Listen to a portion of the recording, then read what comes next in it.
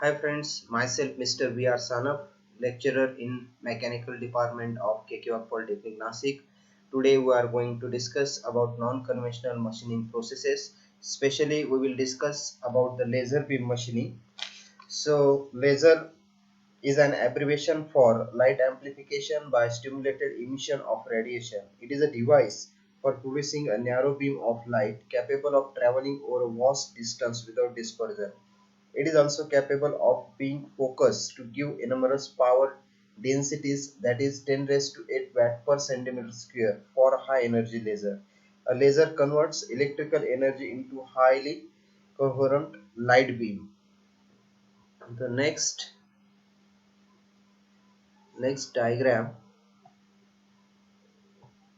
that is setup of laser beam machining. So this setup of laser beam machining as shown in figure consists of number of parts, that is ruby rod with a reflecting mirror, then flash lamp is there, cooling arrangement is there, lens and power supply. So the first component, that is the ruby rod with a reflecting mirror. It is a crystalline aluminum oxide which is about 10 mm in diameter and 100 mm in length. The ends of a ruby rod are made reflective by two parallel mirrors. One of these mirrors is fully reflective while the other is partially reflective to allow the beam to pass through it. Then another component, that is the flash lamp. It is filled with a gas like xenon, argon, krypton. The flash lamp surrounds the ruby rod. When the flash lamp is charged, it starts emitting high intense flashes of light. The ruby rod and flash lamp both are kept in a highly reflecting cylinder. The next component, that is cooling arrangement. The efficiency of ruby rod reduces at higher temperature. It is therefore necessary to continuously cool the ruby rod. For this purpose, liquid nitrogen at minus 196 degrees Celsius is supplied to the ruby rod. The flash lamp operates best when it is warm, hence hot air is circulated around it. A vacuum chamber is provided between the two to maintain the temperature difference between them. The next, that is the lens. The laser beam is passed through the lens onto the workpiece. The focal length should be accurate in order to machine the workpiece. The next component, that is power supply. When power supply is made on, the flash lamp emits flashes of light. The ruby rod absorbs sufficient light. This light travels to and fro between the two parallel mirrors. This amplified stream of light comes out through partially transparent mirror and is focused on the lens.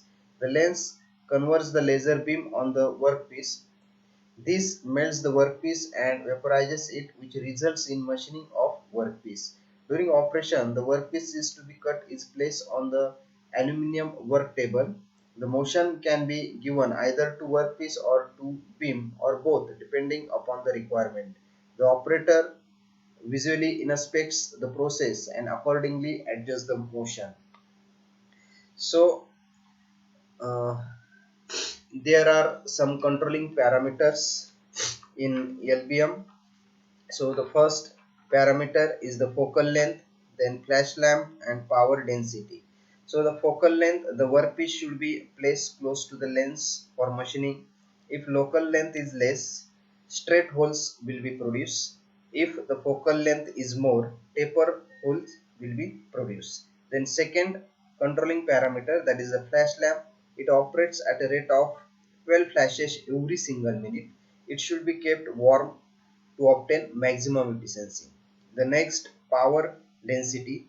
The power density of a beam determines whether the beam will perform the function of the cutting or welding.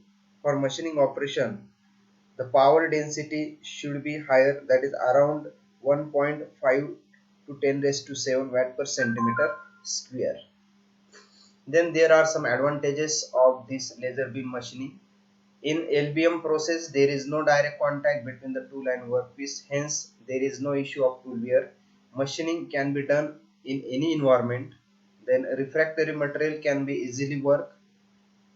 Then Easy machining of brittle, non-metallic and hard material. It is used for welding of dissimilar metals. Then it is extremely small holes can be drilled easily. Then there are some disadvantages. LBM is applicable only for thin sections and where a small quantity of material is removed. Second, control of hole size is difficult.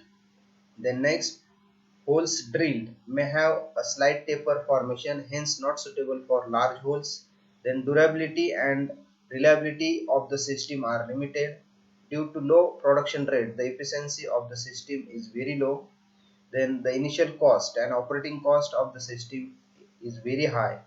Then highly skilled operator are required. Then there are some applications. LBM is used for trimming of sheet metal, then carbon resistor and plastic parts. It is used for drilling small holes in the material like tungsten, ceramics, which are very hard.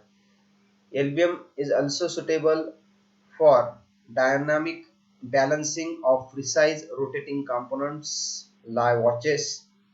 Then cutting complicated profiles on thin films for making integrated circuits, engraving patterns on suitable thin films or sheets. Thank you.